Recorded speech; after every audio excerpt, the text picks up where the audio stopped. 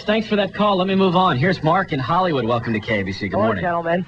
And I really like this description of now that we have politics as entertainment, because I look for sort of my analogies and metaphors in Hollywood, and I think there's two of them here to describe Clinton. And the first, I think, would be the Jim Carrey movie, The Truman Show, whereas in The Truman Show, Truman Burbank was this guy that the whole world was watching it and knew it was a big put-on, but he didn't.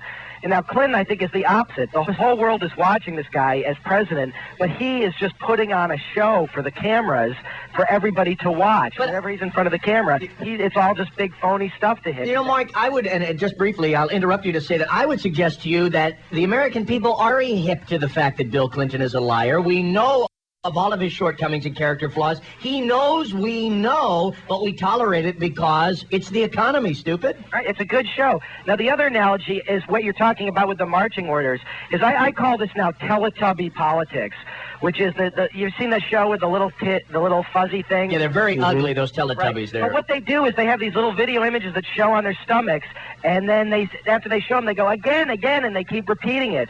So they've boiled it all down to these buzzwords that are understandable by 4-year-old brains, that if you just repeat them endlessly enough, they keep getting regurgitated. And I checked it on the news. The one for today is going to be, what they say in court?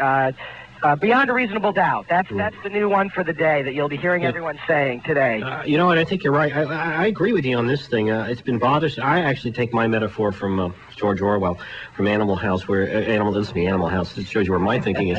Animal Farm, where it's the pigs are all going 4 feet good, 2 feet bad. It's like this, you know, and it's like this is only about sex. That line, which is put out constantly, but we know it is about sex, but it's more than about sex. And it's amazing. Or the other one of my favorite, though, is when the lawyers get up and say, no one would prosecute this.